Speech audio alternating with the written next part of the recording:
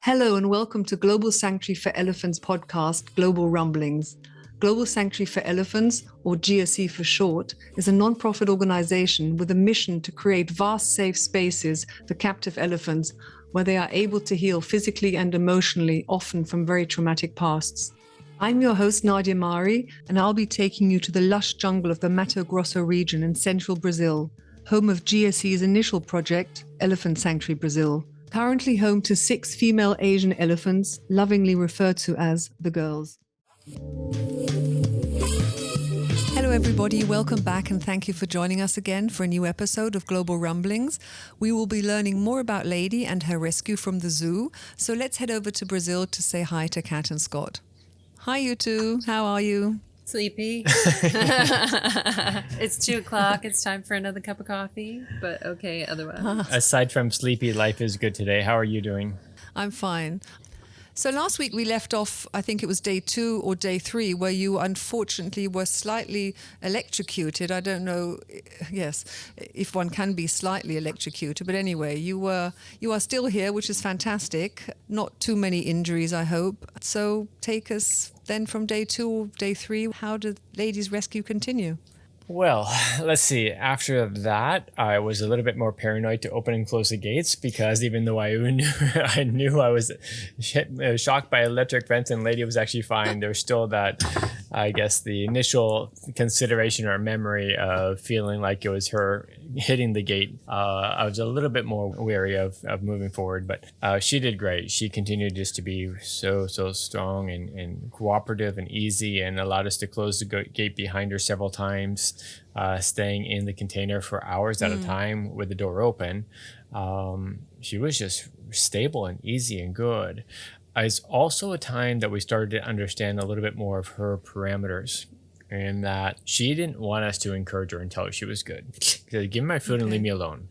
And if we got too social or if we got too not even close to her, but a little bit more too forward, even with our emotions, our celebrations, our reinforcement again, she would just slam her head against the fence, the gate in the front of the transport container. So it was a learning curve for us, one to step in and one to step back again, check in on her periodically, but she just would rather be left alone. And she wasn't doing anything new or exciting, but she seemed to really find comfort in that transport container. As Kat said before, something new, something interesting, different smell, different location. We opened up the front all the way for her just to have her a different view also, just to switch it up. We start walking around the containers, making different noise. And for the most part, she was really, really sound, really solid with all of that. So the rest of that day was pretty much uneventful, just success for Lady. Personality-wise, had you met an elephant like Lady before? Of course, they are all individuals, but you said that she did prefer to be left alone. Was that new for you? Not new to elephants, new first time we had an elephant like that in Brazil. But they all have different likes and different dislikes, and part of it is understanding who they're more comfortable with. There's multiple people on the team. Sometimes they seem more comfortable with Trish, for example, or sometimes more comfortable with me. So there's all those different nuances that you try to understand, to perceive and to let them know that you understand, to start giving that trust. The trust isn't about building a friendship. It's about letting them know that you see what they like or what they don't like. So if somebody said, hey, I'm more comfortable with Trish, then Trish takes the front position on that. She's the one that is more readily involved. And I take a little bit of a back seat. If she's saying, like Lady, hey guys, this is too much. Back off, give me my space. Once you listen and step back, then it just builds a little bit of trust of like, hey, they're actually noticing. One of the things I thought was cute about, the live feeds we're doing during this time and showing her in the crate and showing her everything that's going on there. People were like, oh, she loves Scott. And we had to laugh. It is, again, that thing of people want that instant relationship. And she just wasn't in love with anyone by any stretch of the imagination. It just wasn't who she was. It wasn't emotionally where she was at or anything she was ready for. for the most part, it was more who is she going to tolerate and who is she not going to tolerate. I mean, there definitely wasn't, even with her caregivers, there was just no love there. So when people were like, she loves him, it's like, no, not really. When people listening to the next elephant rescue, when they say she's doing this because she loves you, remember this episode. It's not because they love us. It's because they are intrigued with what's going on. And we're trying to build trust, but that doesn't mean they trust us. Just trying to build trust and trying to create some sort of platform that we can use for the next few days as the journey gets harder. When we start going down the road and it's hot or they're tired and we're tired, just to find some sort of foundation that is based on mutual respect and understanding that we can communicate to each other and we both listen. So how long did it take for you then to get Lady into the crate and close up? When did you feel confident enough? Yeah, I think we had set 3 days there with her. It was either 3 or 4 days. I honestly don't recall. I think we were planning to leave on that Monday. On the third day, which was Sunday, there was a lot of, I think somebody had done a come say goodbye to Lady, post, whether it be the news or somebody. And there were a lot of people coming by and wanted to ask questions and yelling across the exhibit and say, "We love you, Lady. Good luck. Goodbye." Some people were sad. We always made it a point to make ourselves available to talk to some of the people at different times. When there were a lot of people around, one of our team members would go and just talk and answer some questions. And some people had misunderstandings of what was going on. And everyone is always receptive when you explain the scenario. And we explain what sanctuary is and why it's important for Lady. Everyone's always very, very receptive. And sometimes the kids will say that they're really sad that they can't see her anymore, but they're happy she'll have family. On this particular day, it's also a day that I had a encounter meeting with the veterinarian again, and one of the people from the team from the zoo involved for I think she was in media relations, and we were sitting down talking, and they said, "Look, we're really upset that the lawsuit included this term negligence." And they said, "We were never negligent." And I said, "Well, let's look at the word negligence. And what does it mean?" And this is Portuguese-English communication, and my Portuguese isn't perfect in some of these scenarios, but we use the example, you've known that she has had foot issues for years. She's been with you for now since 2014 through 2013, and, for years you've known this. When have you done foot care for her on a regular basis? Well, we started doing training, okay? You started doing training years after a known foot problem. You have neglected her for years. You are negligent. And they would just remain silent.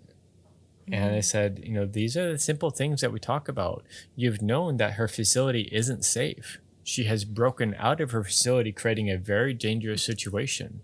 Although she didn't go anywhere, all she did was break out of her facility, and she went like 10 yards away to eat grass. I mean, again, it's that thing like Ramba, who when she escapes her thing, all she did was go to a tree that was, 30 yards away. Lady did the same thing. I mean, she just wants grass. Yeah. But you're negligent in your responsibility to provide a proper, safe environment for her. You can't protect her at night. You're negligent in your ability to provide a proper, safe environment for her. All these things are negligence, and so it's easy to be blind saying, "Hey, but we love her and we feed her. We don't torture her, but just because you don't hit her doesn't mean you are doing right by her." That ended up being all okay. And the day we finally left, whether it be the fourth day, third day, I think it was the fourth day we finally left, a lot of people were around again, and it was incredibly positive. There were a lot of tears from the caregivers, a lot of hugs and embraces from the caregivers. Everyone was really supportive by that point. There were, I say everyone, the vast majority. I think this was on Monday and on Monday, some of the long-term full-time zoo staff were back. And they had a weekend team and a weekday team, and they were not on board with us, but I also had not had as much time with them as I had with the other crew. And they were a little bit reluctant, but all the ones that we had spent a weekend with were much more on board, and again, it ended up being really a positive send-off in the end. One of the things we see, because when we talk to people, they get angry about them being in zoos, which I get, but oftentimes people want to blame the caregivers. they don't take care of their elephants, blah, blah, blah, blah. And the reality is, in most of these scenarios, the caregivers try everything they can to take care of these elephants. And it goes past elephants, it's other animals. We've been at zoos where the caregivers have met with management and begged for different things and wanted changes. And like Palooza, who was given, hay that you could smell the fungus coming off of it before you even entered the barn. And it was because the zoo had a partnership with somebody they were friends with, that's who they would buy the hay from. And this sort of stuff goes on all the time. And the reality is most zookeepers are stretched thin. They give them 14 different species to take care of. It's not like they do just elephants, or they even do just elephants and one other species. So not only do they not have the time to take care of the beings that they're supposed to take care of, but they also don't have the time to build up the knowledge about the individuals they're working with, because they don't spend any time with them. So you have caregivers who would love to do more, like we're saying with Lady, that, you talk about, you actually have a bath that would be perfect for doing foot soaks for her. It's been there the whole time. It wasn't anything we built or brought with us. They just don't even know enough to think that that's a possibility. It was a feeding tray, but she would put her feet in it anyway, and it had a drain. Perfect. So it was perfect. Let's use this for foot soaks. You could have been doing that all along. So, I know it's easy to get angry at this situation, and when you get angry at the situation, including other people in it, and also, don't get me wrong, we have met elephant keepers who are just garbage, but it is one of those things where generally the caregivers are really good people who are trying their best in bad situations to take care of who they're in charge of. Yeah, they're really limited. They're limited on time. They're also, almost all of them have second or even third jobs because they don't have, they can't focus. Absolutely. They can't focus on this full time. They all want to do more, and they are very, as Kat said, very incredibly restricted in what their capacity is. So sorry, Lady leaving. I don't remember anything unique about that departure. I think it was all relatively easy. I don't even remember getting out of the zoo and onto the main road. I think all of it was really easy. I remember getting through somewhere, and there was some point in the city that there were a huge crowd of people waiting to give Lady a send-off, which was really quite wonderful to see. Uneventful is never a bad thing when it comes to not sanctuary, elephants, rescue, all of it. Uneventful is nice. So rare. True to form, once it ends up being just, us and the elephant, and a lot of the people dynamic ends up being set to the side, and there's no electric fence anymore. Everything becomes really easy. Everything was, she's traveled really well. Of course, this is a circus elephant. She's traveled for years. Yeah. So that makes it a little bit easier. And it hadn't even been that long since you traveled in circus. You're talking about a few years, but in the grand scheme of things, not a lot of time. Yeah. Was there a police escort again? She was within Brazil, so was there a police escort? There was. We've always had them now.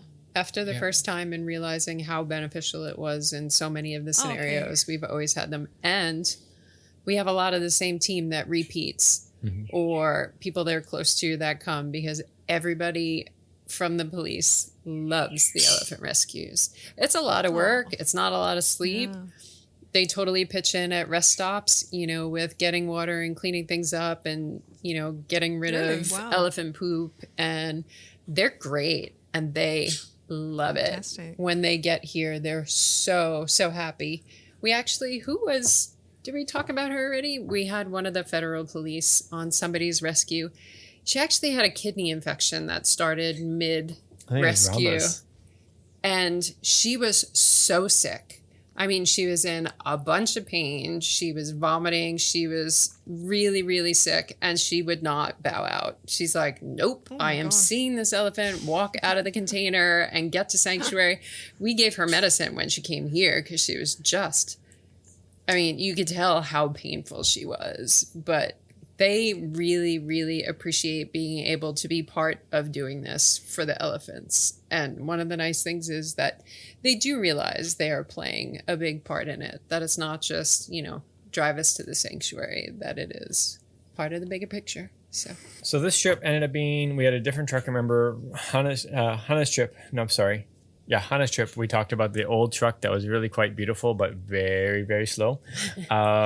This was not that kind of truck. There were two drivers, the main owner, who was older, and a younger man who was with them. And we had two very different versions of truck drivers when we were with them. The older fellow was phenomenal, and the younger man was scary. He was so fast. And actually, we didn't have police escort through a big section of that on this one. We did leave in the city, but we didn't all through that middle zone where there's nobody around for hours and hours and days.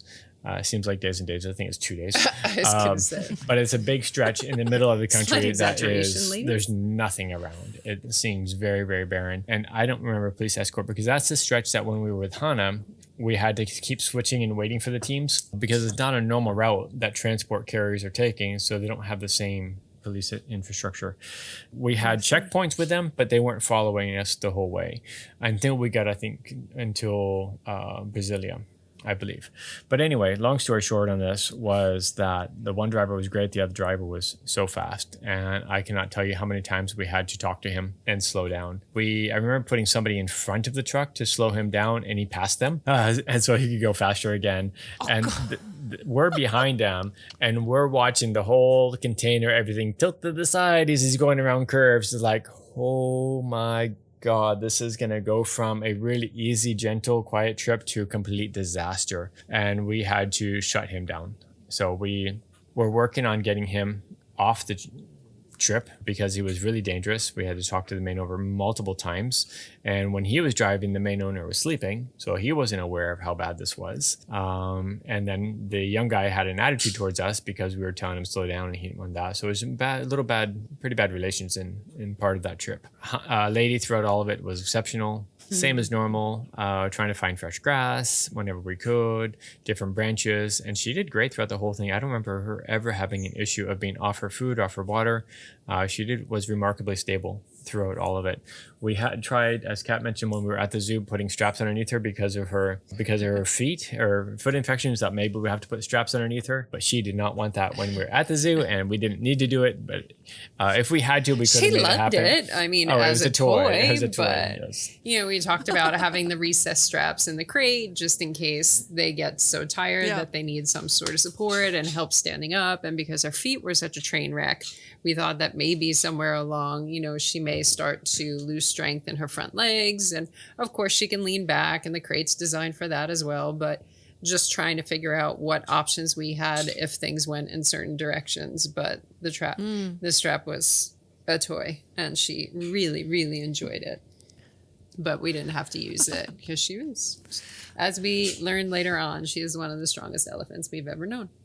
And true to elephant transports, the elephants are always rock stars. There's the people issues and sometimes equipment issues, as we had with the Rhombus truck breaking down, losing a pin. And in this case, we were fortunately in a city. The truck lost all power. We barely pulled off the road in the middle of a downtown small town. I don't know I don't remember. I should remember the name of the city because we've actually stayed there on multiple trips, not too terribly far from the sanctuary. I think it was the day before arrival, maybe a day and a half. I think it was the day before arrival. So it was between Brasilia and the sanctuary. Truck broke down, and it was the end of the day, trying to find a mechanic that has the equipment that is needed to do a test. And we finally get in touch with somebody, but find out that he's at church and he will not be available for about an hour. One of our team members said that's not a good enough answer. We had an elephant, and she found somebody who found somebody who found somebody who got his personal cell phone number and called him at church. This is what happens when elephants are involved. People get really determined. And he ended up coming and joining us. It took a little while, and he did some testing and said, look, we can get the piece, but this relay that is needed, it's not going to come until the end of the next day. So we immediately started putting plans in place to get a crane and get a new truck. The mechanic also knew somebody or whatever the relation was that had a crane, had a truck, and we were able to get people there the next morning, unload her from the initial crate, from the initial truck, put her on the second truck, blocking off the road to make it happen with power lines in the way. And I remember having to push the truck down the hill to get the power lines out of the way so the crane could actually function properly. And the way we did it was, because there wasn't enough room on this narrow little road, was I lifted up the crate and pulled the other truck forward so the new truck could go underneath her. So there was some time that she was suspended above the road. Not, millions of meters above the road, but, suspended above the road while we made this. And I remember sleeping by and since we didn't have police escort, it was really interesting as well because I didn't have police cars all around to block where we were. And so we slept downtown right by a bank, and where a lot of people walk up and down the streets all night.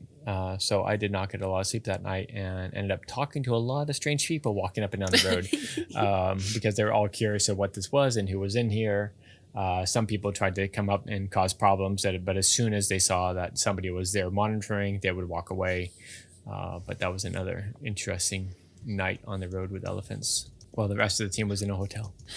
Yeah, a hiccup, but wasn't tremendous. Lady did great. Got back on the road with 2 really nice drivers who were very respectful for the rest of the trip. And actually, we've continued to use them. That same trucking company we've used multiple times now, the second company, when we had Mara come in, because the truck that she came from Argentina with, we had to switch to a smaller vehicle. So with that, we got back on the road, and the truck driver that we've used since then multiple times, we got back on the road and ended up having a great rest of the trip. The truck driver that helped us out and the crane company we've used multiple times since then. Sometimes when we arrive with elephants like Mara from Argentina, the first part of the trip has to be on a larger truck, but that can't get all the way into the sanctuary, so we have to use a smaller vehicle. And this guy has helped us out multiple times, always exceptional, always wonderful. So it ended up being a wonderful relationship that was developed. We have a very excited parakeet next to us. Sorry. So with that, we ended up, the rest of the trip was awesome and easy, and Lady was a rock star. The team was exceptional. Made it to the sanctuary, and if I recall, she actually offloaded very fast. Yeah, she was easy all around. She had decided that she would be easy for all of that, and it wasn't until that she got settled into the sanctuary that she would begin testing you. Yes. And that's where we had to work long and hard on our relationships with her, my relationship with her. She was open to Kat right away, but like what Kat said before, is her relationship with men was always a little bit different. Her trust of men was a little bit different. She had to give us a chance, and we had to give her a chance to evolve, for us to prove ourselves to her, because if you look at almost everybody in her life, they were never really there for her. They never really protected her, and she had to learn that we are going to be there to protect her, and we are going to listen, and she can rely on us and trust us. But that definitely took some time. Well, she has got a very fascinating personality, I find, when I followed her story. That she does prefer her own company, although over the last year she has moved on a bit. And also the fact that she has come with so many health issues, which is something that we will be talking about in episodes to come, especially, you've already mentioned it, her horrific feet. But hearing her story about her space at the zoo not being protected at night does at least maybe show why she is frightened, or was frightened of humans at the beginning, and especially, unfortunately, men. So, yes, we don't want to know what possibly happened, or, as you said, what she saw in the evenings when the zoo had closed. Well, so I was going to say, putting all of that in context, yes, the zoo, but then going back to the whole thing, being stolen from the wild, being put on circus for all those years. I mean, all of that just has that cumulative effect. And it's understandable. A lot of times people will say, oh, she's aggressive. And there's people that do say she's really aggressive. Yeah, but the reality is she's not super aggressive. If she was super aggressive, she'd be trying to grab people and pull them in and do other things. Her slamming her head was definitely a form of communication. It was a very quick back up. You're done. Get out of my space. Whatever it was. But when elephants really want to hurt you, that's not what they're going to do. She's hitting a bar. She's hitting a fence. She's hitting an inanimate object. But she's not trying to do anything to you physically. No. It's not like you're in that space with her, or your hands in the way, or it was just a way that she had learned to communicate that was clearly effective for her, because it scared people at the zoo and got them to back off, and it probably scared people who came in at night to do whatever it was in her presence. So again, one of those behaviors that captivity created that worked for her, and she had to realize that she was now in a place where she didn't need to communicate like that anymore, that there were other more subtle ways to communicate, and that the people she was surrounded by now were actually listening. But for her, she had to trust in all of that before she really gave that up. It's a comfort blanket she's had for who knows how many decades. And her type of communication is really nuanced. It's really subtle sometimes, between yes, okay, and no, I'm not comfortable. And it definitely takes I mean, sometimes it's super clear. You can see across the yard some days where she's super spunky, and you're like, oh no, here comes lady. It's like, it's going to be one of these days. And she's playful and silly and spunky, but not trying to be overtly aggressive and trying to hurt people. But she just has that crazy, spunky, wild side, which is such a celebration, actually. Yes. It's generally the super positive stuff that you can see from a mile away when she is super light and super playful. And I mean, spunky, you're only like, oh no, when you have to do foot soaks and that sort of thing sometimes, because it's just like anybody with high energy, when you ask them to quiet down and blah, blah, blah, it doesn't always work the best. Everybody gets a bath on those days. Yes, it is the general reality of those days. Bath time for everyone. Okay. But. Yeah. So we are running out of time, and the connection wasn't that good. I think you said you've got a rainstorm coming, so maybe it's a good time to end today's podcast. So maybe next time we can catch up a little bit more. You said that she unloaded very fast, but your followers and supporters always like to have the story of whom did she meet first and what happened then. Yeah, what have you got planned for the rest of today? I'll let you go. That depends on the rain. Working on a new roof structure for wildlife. We have a checkup on elephants, feeding with elephants, but nothing too outside of the regular normal stuff. I don't actually even know what I'm doing this afternoon. I haven't gotten there yet, so. Cup of coffee, and then on to phase 2. Absolutely. Yeah.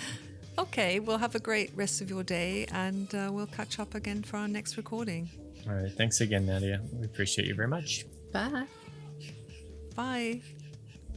As we wrap up this week's episode, a reminder that if you'd like to stay up to date with current events at the Sanctuary, you can do so by following Global Sanctuary for Elephants on their various social media channels. You'll find all the details in the show notes. Thank you so much, and until we meet up in 2 weeks' time, take care.